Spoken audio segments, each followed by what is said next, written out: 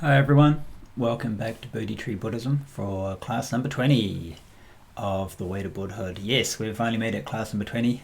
It's quite a few classes when you think about it, but we're only, I don't know how far we are through the text, maybe about a third of the way, so there's still a lot to come.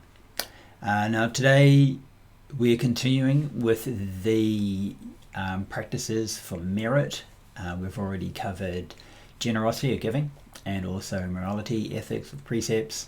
And with the third one today, we're going to be looking at meditation. Now, just before we get into class, I hope everything goes smoothly. I've just got a bit of a hand injury here, so things are a little bit slow on the technical side. Just hope I hit the right buttons at the right time. Okay, so without any further ado, let us jump into the text. There we go. That should be the right place. So we're on to the meritorious action of meditation.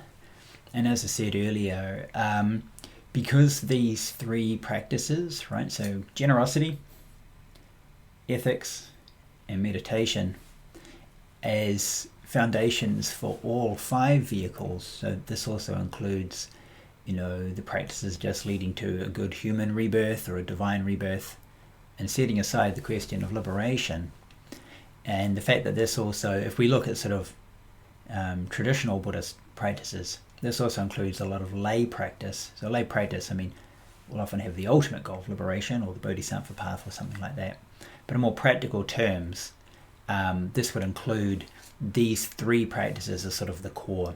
So while it does touch upon meditation here, and the text, it goes into a bit of detail about types of meditation, but when it comes to the real nitty-gritty of meditation, it's not in this section.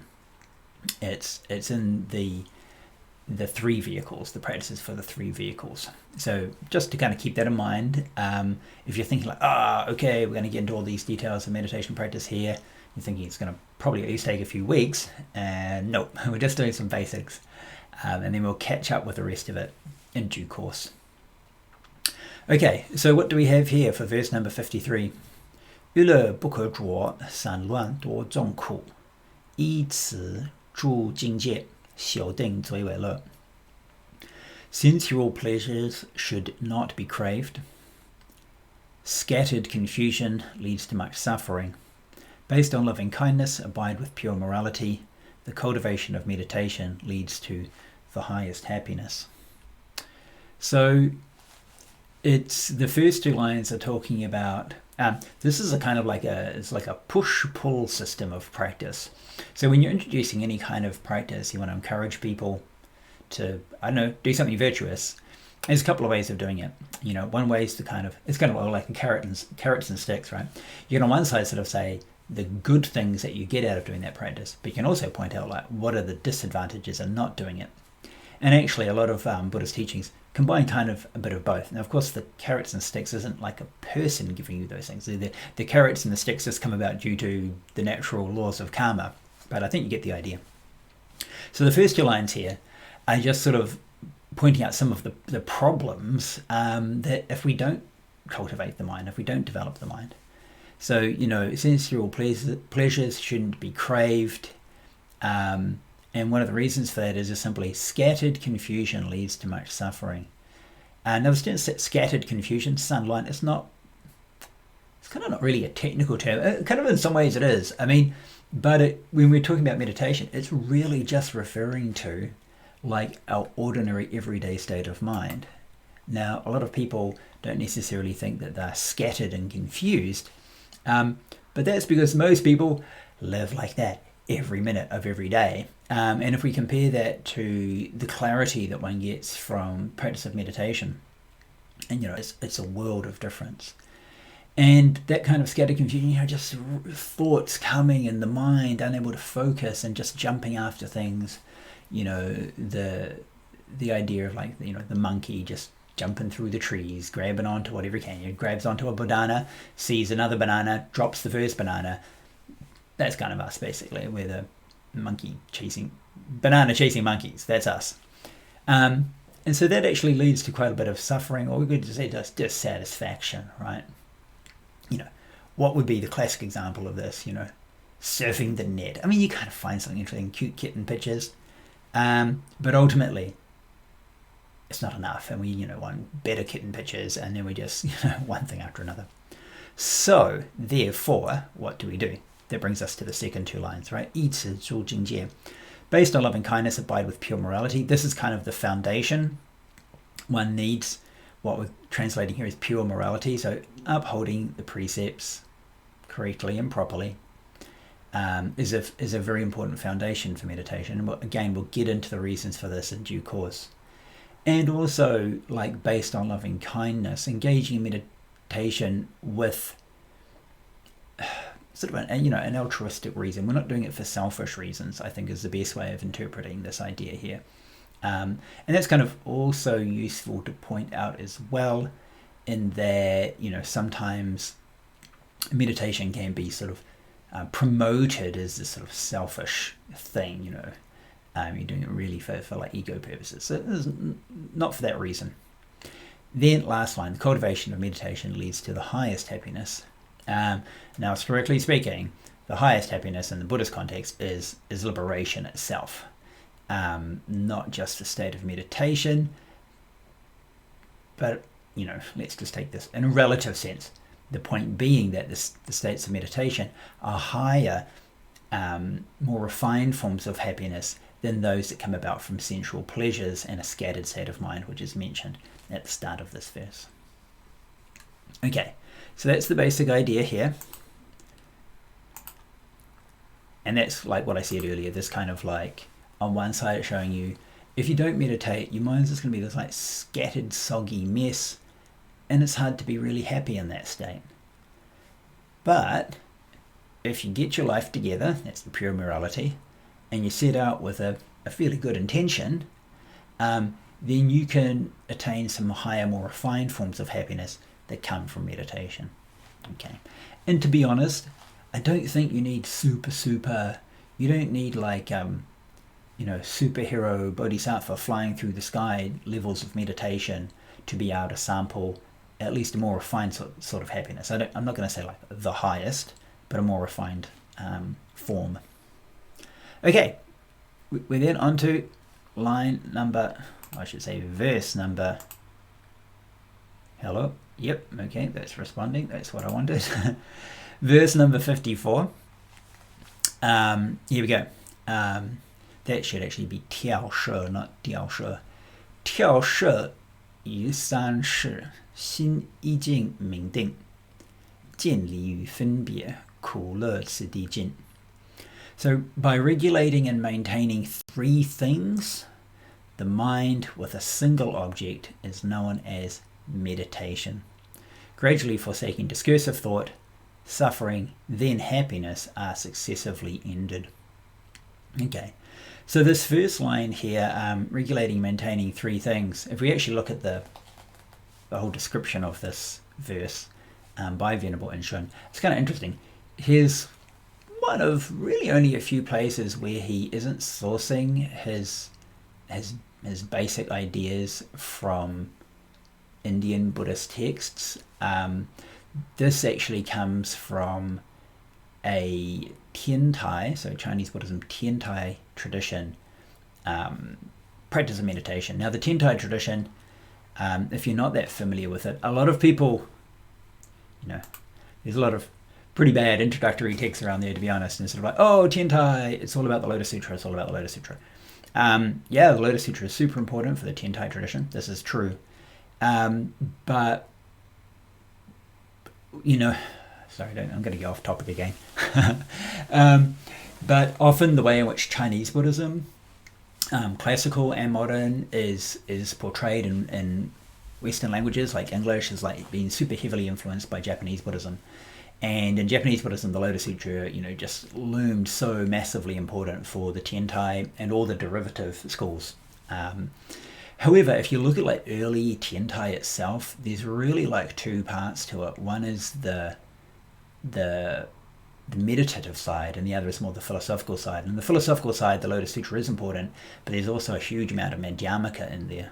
Prajna Paramita, Perfection of Wisdom Sutras, and the thought of like Nagarjuna in that, and coupled up with the Lotus Sutra, that's on the philosophy. And then the meditation also derives actually also from commentary on the perfection of wisdom that's attributed to Nagarjuna. So, long story short, there's a couple of very important meditation texts from the Tiantai tradition. Venerable Master Inshun here cites one of them called Xiao Ziguan, which is like the smaller text on calm and insight. But it's got the same basic principles in another text called Mohe Ziguan, which is just basically the larger text, the great text on calm and insight. And in that, they actually use a system of 5. You regulate 5 things, but the first 2 are kind of external things. You regulate food and sleep. And then the last 3 that you regulate are like yourself, shall we say. They are the body, the breath, and the mind. And this is exactly what's being referred to here by the regulation and maintenance of 3 things: body, breath, and mind. Now, we can also add, if you want to just expand that out a bit bigger, and I think it's worth mentioning at this point as well, food and sleep are really important. If you're not getting enough sleep, people are just dozing on their cushions. If they're getting too much sleep, they tend to be in a very groggy, dreamy state. And also, likewise, the food, you've got to eat healthily and properly. And the types of food you eat, they do affect the state of body and the state of mind. But then those 3 core ones, body, breath, and mind, they kind of work together. I like to think of them in this order: getting your body in good shape to be able to sit comfortably for fairly long periods of time in sitting meditation. You've got to be in good shape for that. Otherwise, a lot of people, if they're not used to it, some people's first experiences of meditation are just like, oh, it's painful. I just sat there, my leg hurt for like 3 days. You can call that meditation. I kind of really don't. That's just somebody who hasn't got their body ready for meditation, to be honest. And once you're prepared, it's not this just like suffering or discomfort for 3 hours. Now, I know there are even some modern traditions, though, that kind of work with that a lot. Some of the Vipassana traditions are just like, oh, if you've got the pain in your knee, then just put all your attention onto that pain. You can do that. I'm not going to say that's not a legit form of meditation, but that to me is like how you deal with a bad situation. It's not like the real ideal situation. Your body should be good shape, comfortable. When the body's in that state, then you can work with the breath. In a way, the breath is a function of the body, so they're directly related. But like your sitting posture and your breathing have really strong connections. Anyone that's done any yoga will know that. And I don't just mean the physical asanas, but particularly using yoga asanas, the postures, in order to train the body for sitting meditation, which is originally what it's for. If you look at the very ancient 8-limbed yoga system, right? So you've got like 2 different forms of ethical regulation: things you should do, things you shouldn't do. Then you've got working on your body, so asana, and then after that you've got several which deal with the breath, right? Pranayama, etc., etc. So similar. Once you've got your breath in order, and again, the state of your breath will not only affect your body and be affected by your body, but the state of your breath will also affect the state of your mind.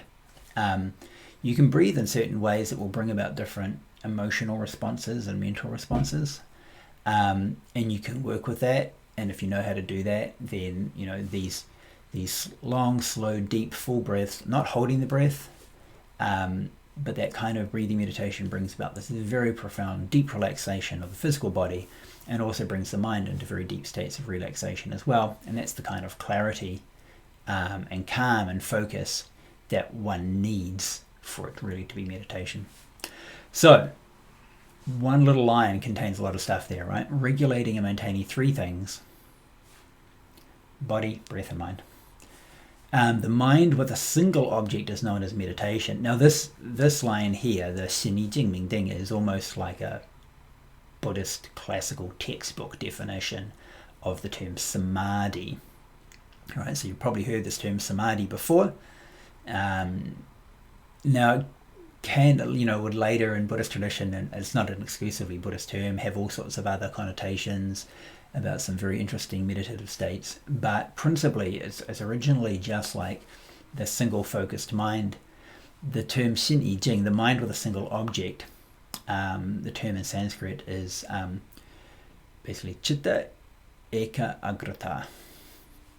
So Chitta is the mind, Eka is one. Agra literally means like a point, like a mountain peak, something pointed. So it's the mind that's in this state. It's like a one-pointed state, right? A single peak of the mind.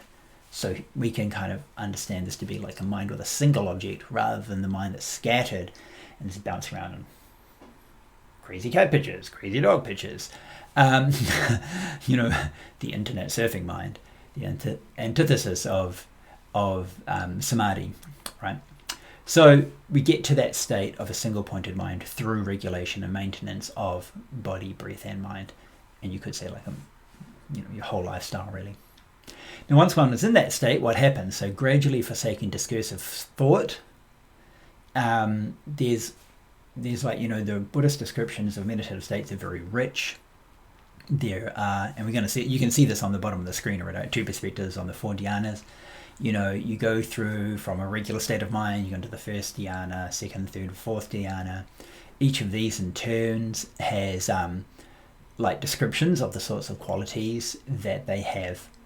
But one of the first movements is simply that the usual scattered state of mind has got what I like to refer to as discursive thought, and that means thinking about things in terms of words. It's this, sometimes it also gets referred to like ruminations, like thinking about stuff. Normally when we say thinking about stuff, we're thinking about things like in words. And the images that come up follow those words. So while we're in that state of mind, of course, we can't be single focused. So this gets attenuated, and after a certain depth of meditation, it basically has gone away. But also, there's this successive attenuation or elimination, suffering, then happiness. So first of all, we've got this sort of a general dissatisfactory malaise that is the regular scattered state of mind that we've referred to above. Just kind of, it's like what most beginner meditators and not only beginners have. If you just like have a really crazy busy day and then you sit down on your meditation cushion and you take away all your other distractions or your other props, close your eyes maybe, or face the wall or whatever, and just reflect inwards and look at the state of mind, and just like there's just so much stuff going on, right? It's quite it's unsettling. It's not very satisfactory. You're constantly wanting to just get up and do something because you think that you need to do these things to resolve these things, to get them out of your mind. Of course, just something else will come up, or you want to chase after some other objects. That is suffering, or we could say maybe more broadly dissatisfactory. Then once one enters into the first dhyanas, there's several types of happiness broadly defined. There's a couple of types, sukha and priti, which again we'll talk about these later. And these come up in turn, and they also fade away in turn. Once you get into this like super deep meditative states of mind, even this kind of happiness or blissful meditation also fades away. And ultimately in the 4th dhyana, one's left with this sort of just like radiant clarity, full awareness, full clarity, single object, equanimity, mindfulness. That is the perfect launching point then for the development of insight. So that's this calmness, the calm state. Okay, so like I've been saying here, this is just kind of the an overview. How are we going on time? We've done 18 minutes. Now, let's just maybe have a look into I think we can probably finish this off here, because this is pretty brief. Like I said, it doesn't go into all the details here. Now there's just 2 little sections here, 2 perspectives on achieving the 4 dhyanas. It's not really on achieving them, to be honest. At this point, we'll get into that later. So let's just have a look at verse 55, and that will round off this section here, because these 2 headings just are kind of blank. These are headings that are in the English translation, but they don't have verses directly attached to them, because the formless and the immeasurable I just mentioned up in here anyway. So just where the text goes in and provides more detail. So let's just quickly go through this. 四禅是空处，此等是无量。佛说诸定法，此地而修习。The 4 dhyanas, the 4 formless meditations, loving kindness, etc., the 4 immeasurables, The dharmas of meditation taught by the Buddha should be successively cultivated and developed. So there's actually three, well no, these are actually two sets. The first set, or the first perspective, is the first line there, the 4 dhyanas and the 4 formless meditations. So these are kind of like you start from a regular state of mind, regular scattered state of mind, by engaging in some kind of focus practice, regulating the 3, body, breath, mind, etc. One might develop into the first dhyana, and then taking this deeper, second, third, fourth dhyana. Deeper than that are then what are known as the 4 formless meditations. It's like limitless space, limitless consciousness, etc., etc. Now, do note that for the Buddhist perspective, it's really only the dhyanas that are really valuable. The 4 formless meditations become actually less useful. The mind becomes so refined that it's difficult to, shall we say, engage in insight, because the mental you still need some kind of like mental functioning to generate that kind of insight. Contemplation, for example, reflecting on impermanence, dissatisfaction, reflecting on dependent origination, these kinds of things. In the 4 formless meditations, you kind of can't do that. So altogether, the 4 dhyanas and the 4 formless meditations are also sometimes known as the 8 samadhis, because they're all types of concentrations. And there's a few other names for them as well. I won't go into all those. There's lots and lots of different ways of breaking this up. But these are one set from regular state, first dhyana, second, third, fourth dhyana, then into the first formless state, etc., etc.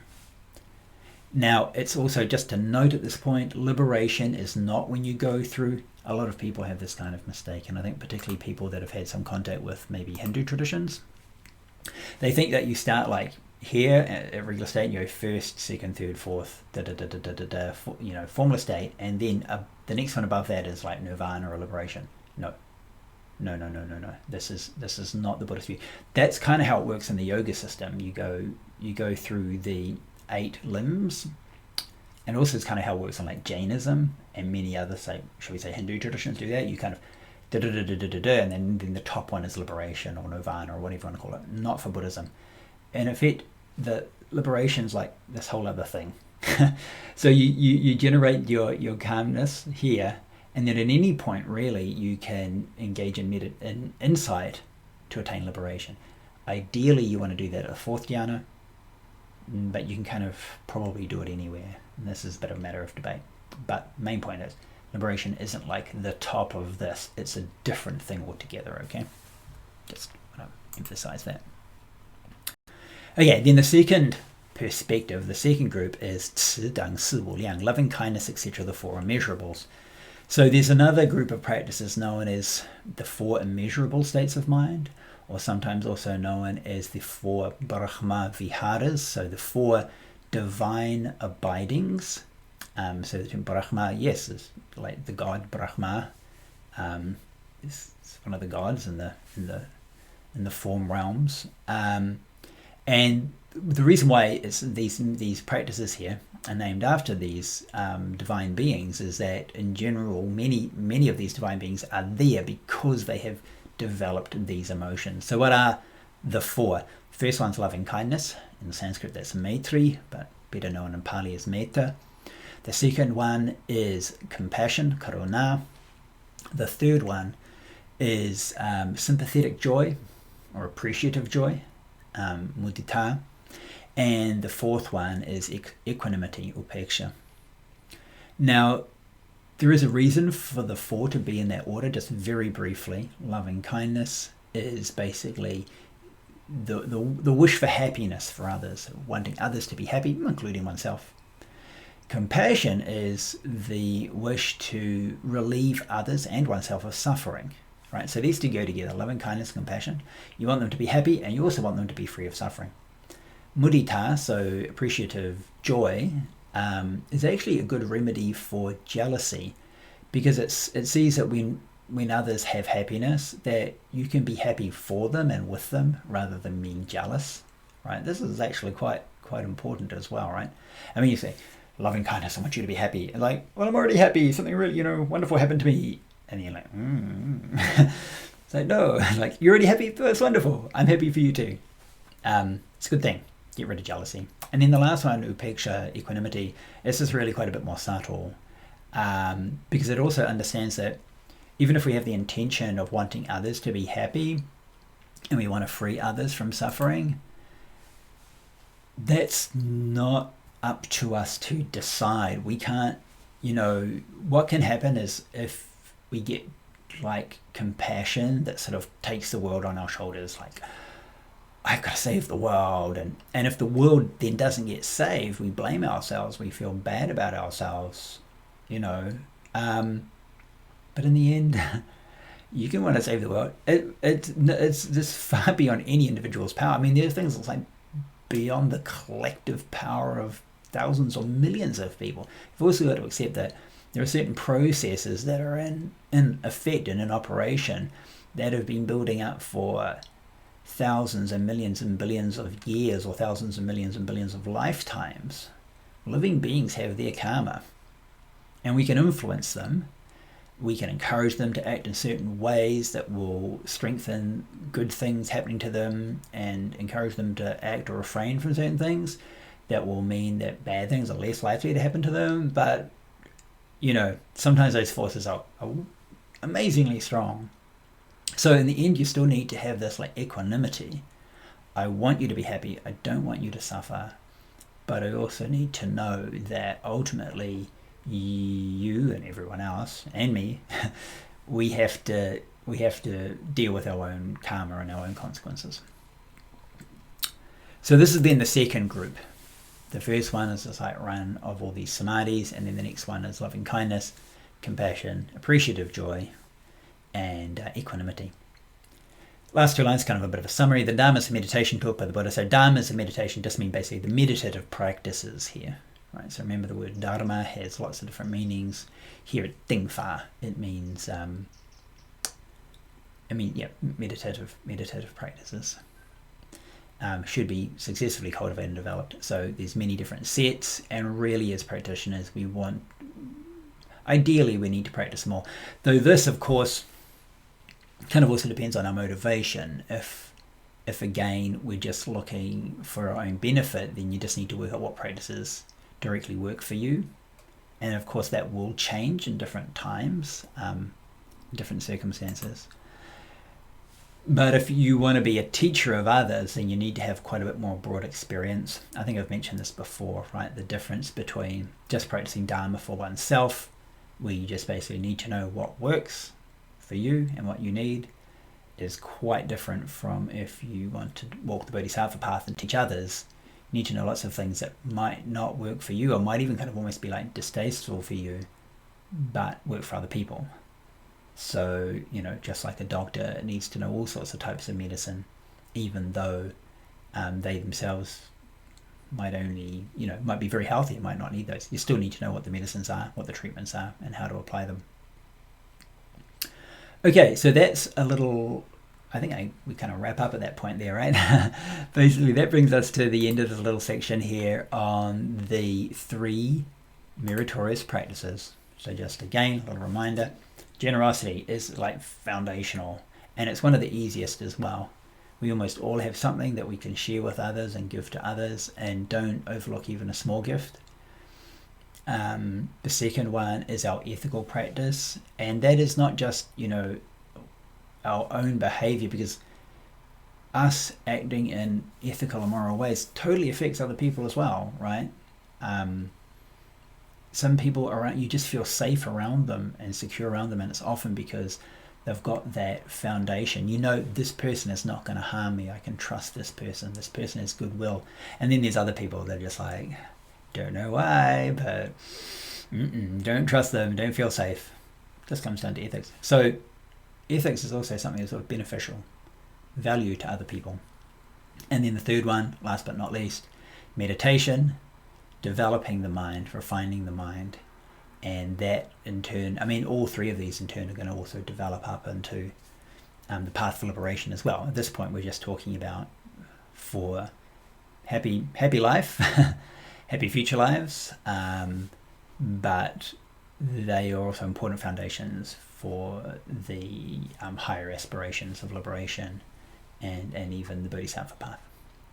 Okay, that brings us up to almost 30 minutes, so I think it's a good time to wrap it up, and we'll catch you again next week. Take care. Bye bye.